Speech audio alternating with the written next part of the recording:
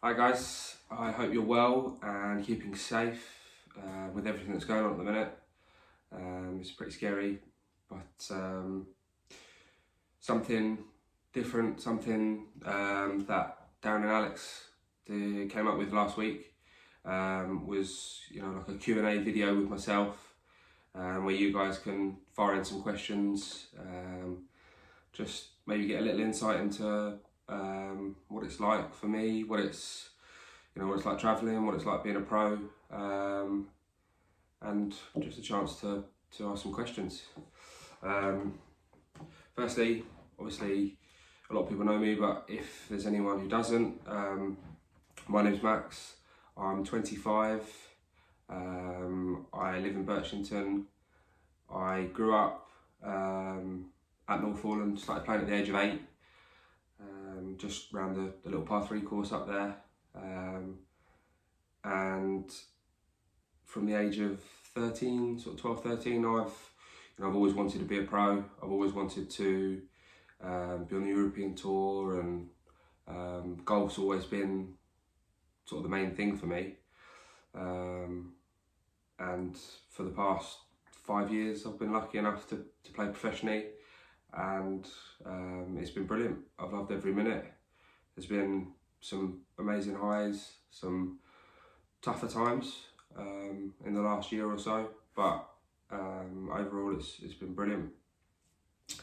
So I've got just under 30 questions that I'm going to run through and just see how we get on, see if people can get a little insight into what it's like to be me. So the first question is from Bill Ransom. It's, what is your favourite hole at North Foreland? Good question. My favourite hole...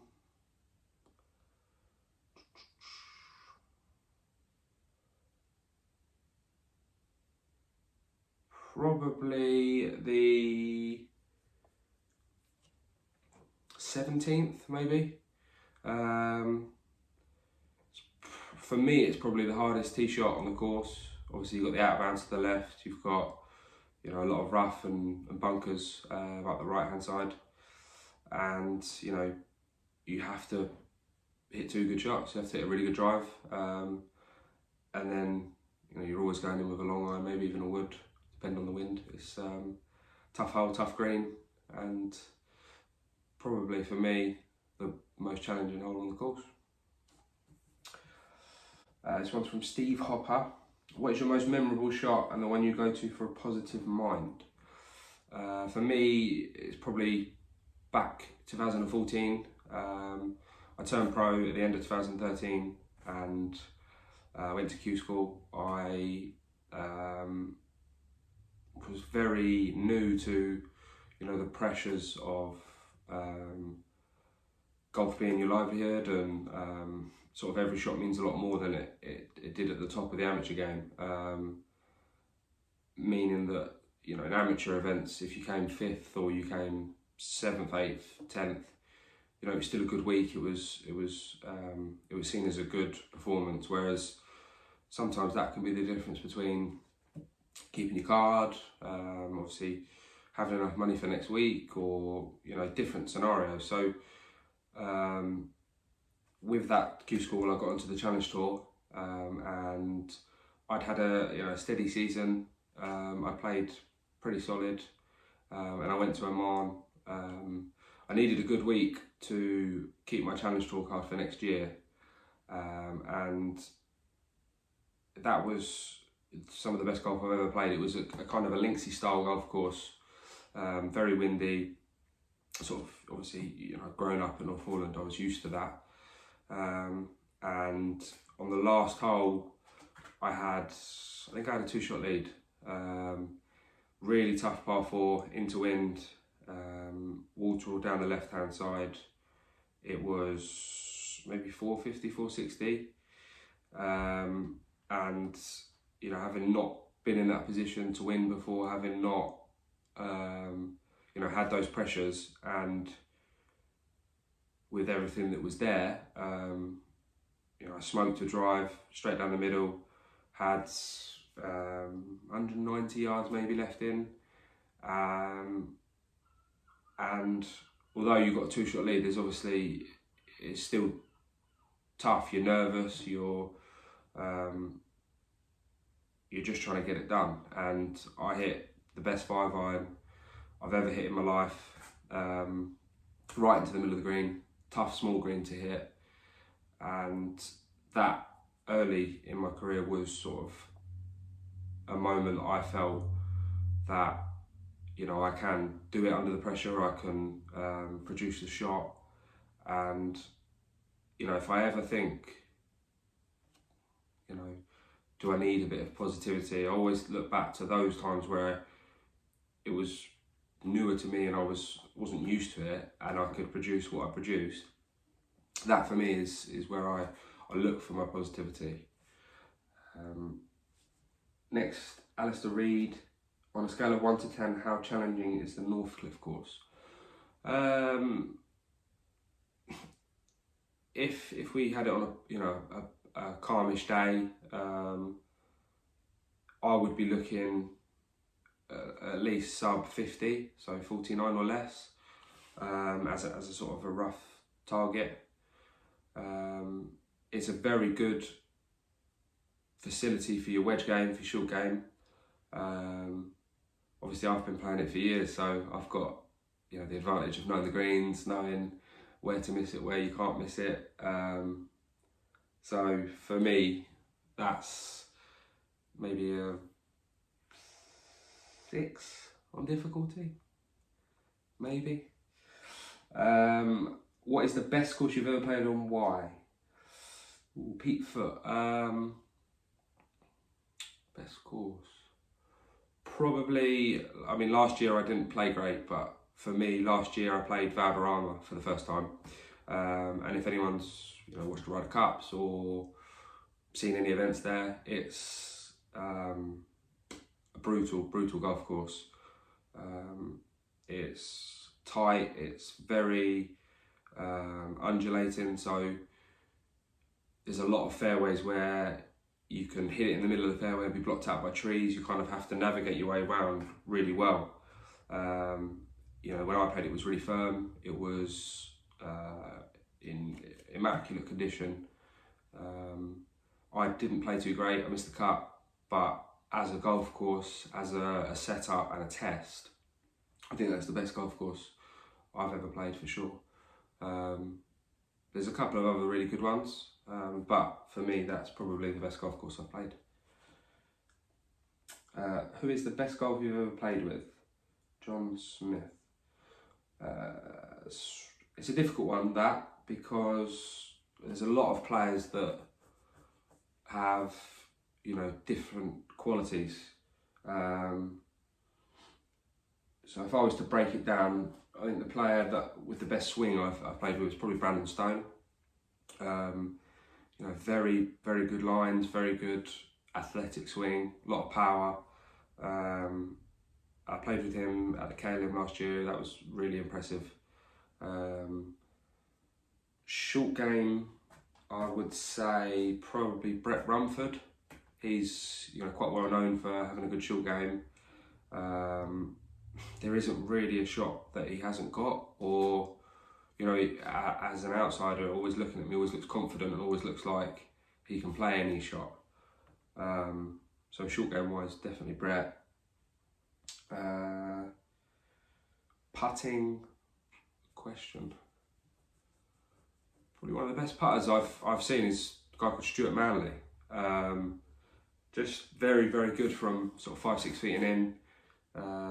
Always rattles him in at a good pace. And yeah, anytime I've ever played with him, he's always putted really well. I don't know where he is on statistics, but for me, he's a really good putter. Iron play, probably Jack Senior. He's very good with his irons, especially the longer irons. I would look at iron play as sort of longer irons, and I think Jack's very good, not only with his ball striking, but at his distance control. He's obviously been out on tour for a few years, and he's very good with, you know, knowing his game and knowing what he can and can't do. Driving, I would say,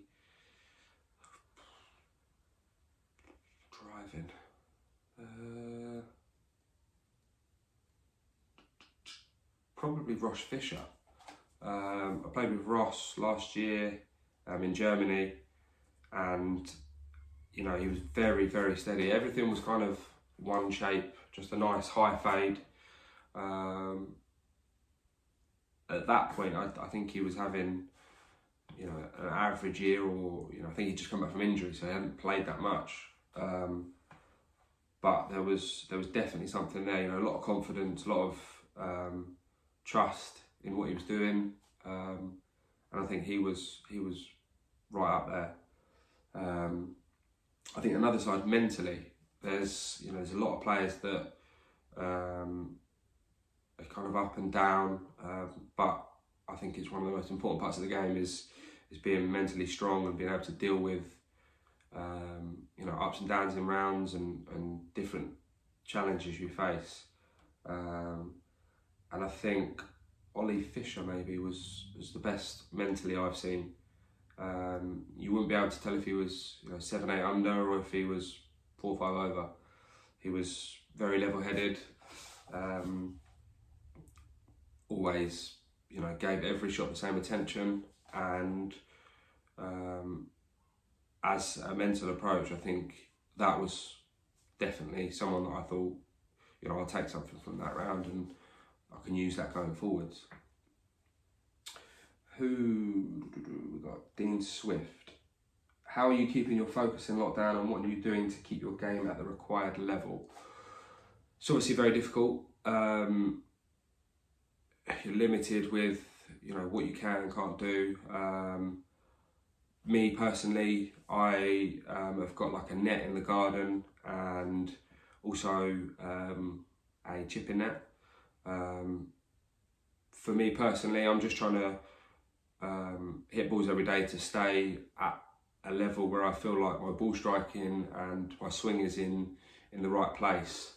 Obviously, you know, we've been off at home for a while and it's probably going to be a while longer, so it's difficult to do more than that for me. You know, I try to mix things up. I've been using like a wheelbarrow, for example, just doing little different skills and tests, different chip shots from different yardages, just anything that I can think of that will challenge me a little bit or give me something a bit competitive. But really, for me, it's just kind of doing little bits that keep me going and keep me practicing as much as I can. Really, I'm trying to stay fit and active, trying to get out my bike, trying to go for runs, which I don't really like running. I prefer going on a bike. But I'm doing everything, you know, that I can to keep ticking over, really. Next, we've got, what advice would you give to your 12-year-old self and what would you have done differently? Katie Swift. 12-year-old self. Good question. I don't think I would have done anything differently. I think I did everything I could. I was, you know, practicing every day after school. I was enjoying it. I was happy. I was having fun at 12, and I don't think I would have done much different. In terms of what advice would I give? Patience is a big thing, I think. Obviously, when you're young, you kind of want everything to happen and fast. You want to, you know, get cut. You want to play in all the big competitions. But I think if I was going to tell myself anything, I'd just say, just have some patience. Keep practicing. Keep working hard on the short game. And yeah, your time will come. What advice would you give to a non-golfer or parent to enable them to better help a player? I think it's different for every player. For me personally, growing up, I had a great amount of support from my mum and dad. They drove me to all my events. They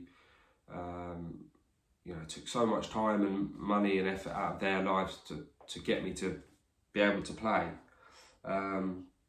But they were never over the top. They were never, forceful. They never got too intense. And I think that's why I enjoyed it so much, because I felt like I wanted to do it. I think that a lot of kids, if they can keep the enjoyment, if they keep having fun, that's where I think they'll continue to do it, because it's something they enjoy. As a non-golfer, just as a parent, just be supportive as much as you can. Obviously, there's times where you play bad and it's difficult, because as an outsider you want to help, but you can't. I think sometimes you just sort of have to be left, and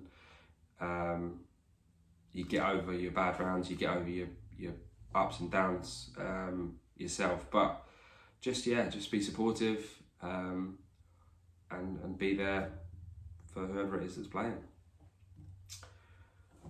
What is the strongest part of your game and why? How do you practice the weakest part? Paul Thompson. The strongest part of my game, probably tee to green, ball striking. Where I obviously grew up at North Foreland, I feel like I've got a lot of control over the ball in terms of movement. I can hit it high, low, left to right, right to left. So I feel like tee to green, I can show that off a bit more. I can, my percentage of fairways and greens are quite high. So for me, that's my strength. I get the ball in play a lot. I give myself a lot of chances. So, if I have a day where I'm putting well, or, it's a little bit hot, then that's where I feel like I can really go low. The second part of that question, how do I practice the weakest part? So I think there's two types for that question. Obviously, when you're in the winter and you're at home, you have a lot of time with your coach, you have a lot of time to practice and really address the weaknesses.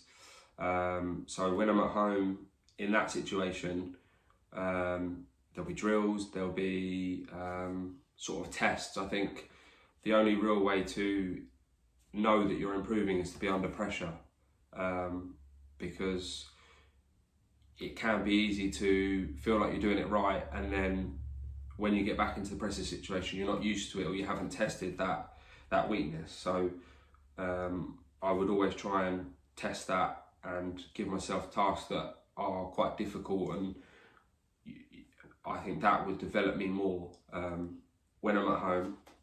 When I'm away, it's difficult because you're going week to week, so you have to really address things quickly. You don't get a lot of time in between events to deal with sort of things that aren't quite right. So in that case, in the short periods, I would spend time until I got it right. So if I was struggling with something, I would spend as much time as I could without burning myself out, without going over the top, just to get it into a place where I'm comfortable. At the minute, it's my short game. I think my chipping it's okay. It's not great. It's something that needs improving, and I'm working on it. It's obviously week to week you can see that you're not chipping it close enough, you're not making enough up and downs, or you're putting more pressure on your putting. So that's my weakness at the minute that I'm working on with Darren, and obviously with myself. How has 2020 affected your plans? Are you now planning for 2021? Mike Palmer. It's been difficult.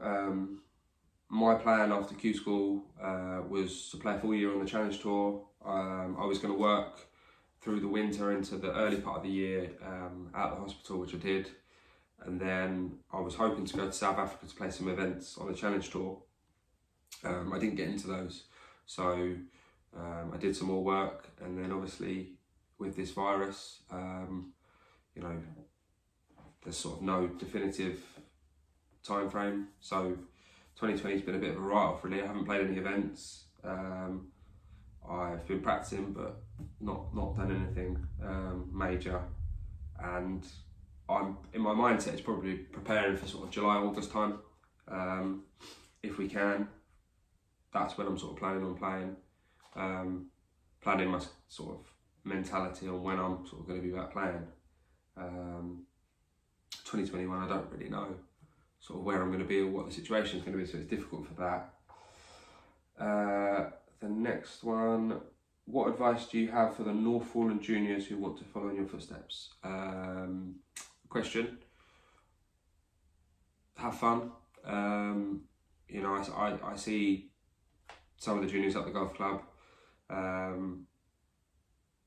Just enjoy what you're doing. Enjoy playing with your friends. Enjoy, you know, getting out, playing, having a whack. I think, on a more serious advice, short game. Just practice short game. Anything from sort of 120 yards in is the real sort of important area. That for me, that's the difference between the good players and the great players. So for anyone that wants to get to that sort of professional level, that's the area that's key. Also, when I was growing up, I played a lot of junior opens, a lot of competitions to test myself, to sort of get myself up the rankings as such, sort of get my name out. You know, obviously everyone wants to play the biggest competition, so play competitions, have fun, practice short game. Next question. Has it been difficult to transition to Wilson clubs, having played with Titleist for so long? Sean Smith. Good question. In terms of that deal, I was maybe the start of last year. I left Titleist, went to Wilson, and for me, irons and wedges was really easy transition. Wilson had really good irons, really good wedges. It didn't take too long in terms of that. I think for a wood setup, I took a bit longer. I tried some TaylorMades, I tried Callaways, I tried pretty much everything, and it was sort of towards the end of that last year that I found a really good setup with Callaway, and I've continued that to this year. So I'm playing full Callaway in the bag. I'm not sponsored, but I can play anything, but I really like the setup. So that's why I've transitioned to that. What are you currently working on with your game? As I said earlier, yeah, short game. It's difficult. You have to, as well as obviously your weaknesses, you have to keep practicing what you're good at, because you want to stay good at that. You want to keep everything in check. So you spend a little bit more time on the weakness, like the short game for me. But obviously keep practicing the long game. The putting and the other bits that are also important. Do you feel pressure in a pressure situation, or do you feel quite calm? Jack Swift. Good question. I think I would be lying if I said I didn't feel pressure.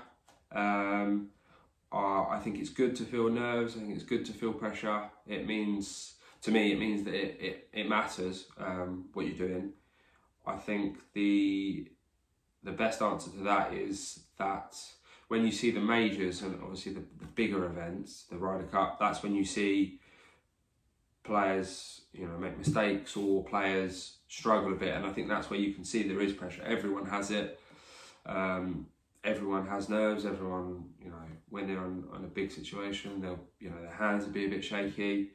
But I think the more you play in that sort of situation, the more you do it, the more comfortable you get.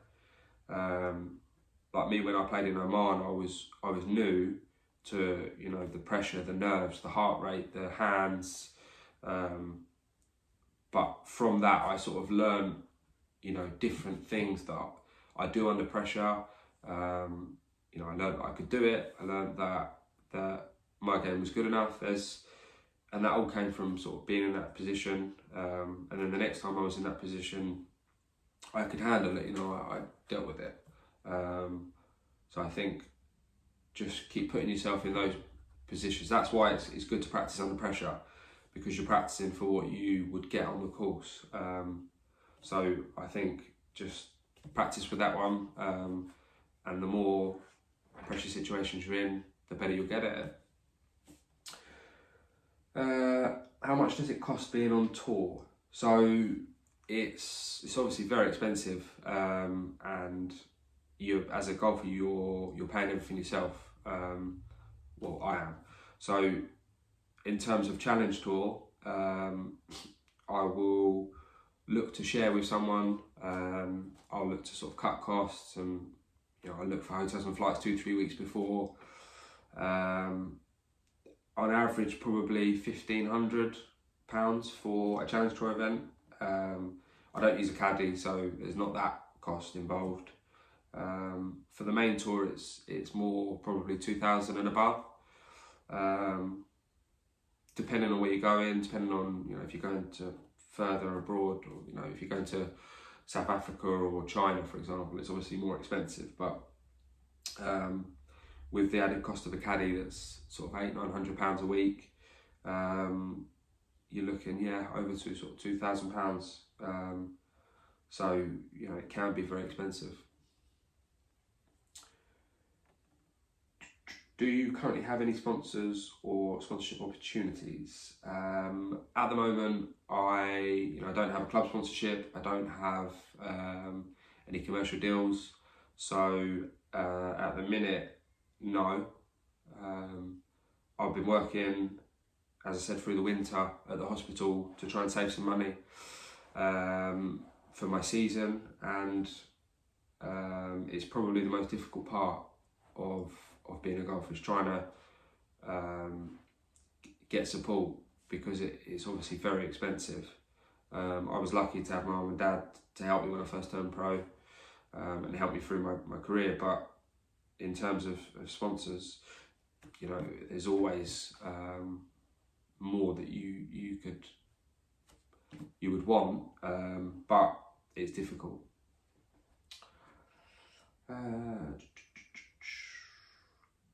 Do you hold or have you got any course records? Yeah, I've got one in Portugal. I played a small mini tour event last year and shot 10 under. I think it was a par 72. That's the best score I've ever had. It was pretty. I didn't feel like I was playing that well, so it was a bit unexpected. I just played very well, putted really well, chipped really well. And also I played Chart Hills. I don't know if that's still there, but I played Kent Amateur there when I was young and shot 8 under. That was one that I held for a while, but yeah. Single best tip to give to any golfer starting the game? Question. Difficult, really. I think for me, if I was trying to get people to play, I would try and make it as fun as possible, because I think a lot of people have the sort of view that it's time consuming, it's long, it's slow, it's a bit tedious. But you can make it fun, make it social. There's a lot of different things you can do to make it more enjoyable, and I think that is what I would do to someone new. Just make it fun so that they would want to come back and really enjoy themselves. The longest player I've ever played with? There's a few. Max Brackley, he's definitely up there. He's obviously very tall, very long arms, very powerful player. Lately I've been getting past him, catching him up. So definitely he's up there. Played with Nicholas Colsarts. He's kind of a different one. His is kind of it's called lazy power. It doesn't look quick. It doesn't look like he's hitting it that hard, but it goes a long way. So probably those two. How are you so good at golf and your dad is so bad? Do you get the golf gene from your mum? From one of my dad's friends. My dad is pretty solid. I don't know if he's 12 or 13 now. Always the one shape, the left to right shape, good short game. But obviously my mum's very good as well. She's not been playing too long. She's done very well. So I'd say I'd get a bit of both. Stay on the fence on that one.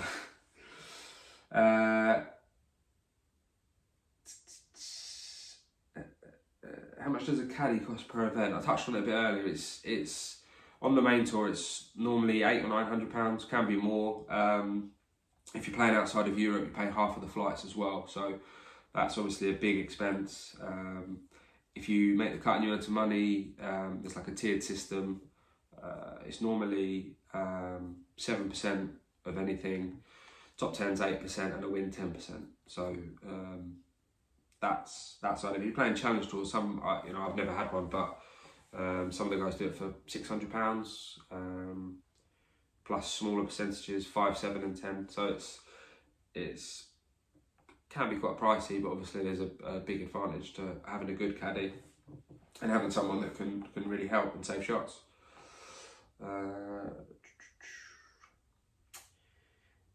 If you could change anything from your amateur to your pro career, what would it be? I mean, I would love to have won a Walker Cup. At the end of the amateur, I would have loved to have won, the bigger events. I think for me, I had a really good run in the British Amateur down at Royal Cinqueports. And obviously I had home crowds, I had friends and family there, and I got to the semi-finals or quarter-finals? Semis. And I really felt like I should have done better in the semi. I think that was an experience of pressure and something that I learned from. And if I could do something different, I probably wish I could have won that tournament. Obviously, it opens a lot of doors, but to be able to do that, right where you live on your doorstep, would have been amazing.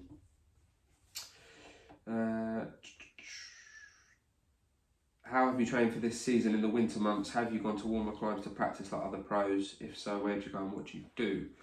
So a lot of people, go to America or will go to somewhere like Spain or Portugal to practice. They may even at the start of the year go to some of the mini tours in Portugal just to sort of practice, keep their game competitive. For me, after last year, I didn't play very well. I sort of was in a position where I needed to start saving some money and needed to work. So I worked at the hospital in Margate, just did reception work and a little bit of IT work. Kind of also at the end of last year, I was at a point where I wasn't enjoying it as much. I was obviously struggling on course, so missing cuts, going week to week, and things weren't going my way. So it was difficult for me to enjoy that. I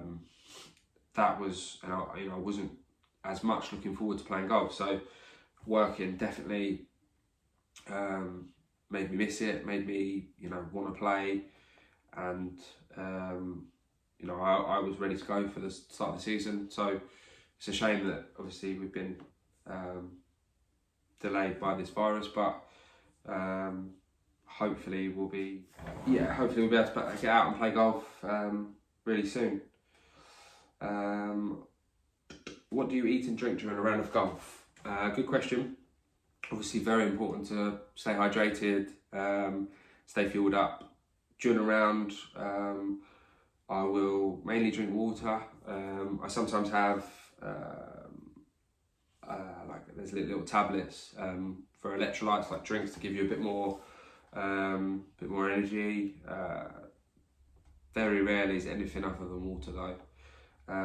Food, sometimes protein bars or energy bars, just to sort of keep topped up. Fruit, apples. I like apples. Not really a banana fan, but yeah, a lot of people use bananas on the way around, which is good for energy. How do you see and communicate with your coaches whilst abroad? So, good question. I speak to Darren a lot by text, sometimes by call, but we text a lot each week to see where the game's at and to just, if I need any help, I send him videos, just to keep touching base really. So, I don't ever go into a week feeling like I don't know what I'm doing, or I try not to. I think it's important to keep that relationship, to trust what the other person's saying. And obviously Darren's very good. He can look at a video of my swing. He's known my swing for years, so he can look at a video and tell me something to try that I can practice while I'm there. So that's how I communicate with my coach. The last one. How is your game week to week, and how do you deal with it when your game is not on? So obviously when you're playing sort of a 2021 tournament season, it's there's a lot of the time where you're working on something. There's not many weeks where it's great and everything's working well. So on the weeks where it's not working well, I personally try to find what I'm hitting, so what shape I'm hitting or what shot I'm hitting, and just try and work with it. I don't try and fight it too much. I try and just use what I've got that week to work my way around the course. I think for me, that's the best way I deal with it. I find it easier to sort of work with something rather than keep trying so hard to work and get to a set swing or a set shape. You just make the best of what you've got, and just try and play with what's there on the day. That's it in terms of questions. So thank you very much. I hope you've enjoyed it. If there's anything else anyone wants to know, I've got plenty of time, so just fire away at me. But I hope everyone's staying safe. I hope everyone's okay, and I hope everyone can get out on the course, and I'll see you at the golf club soon. Cheers guys.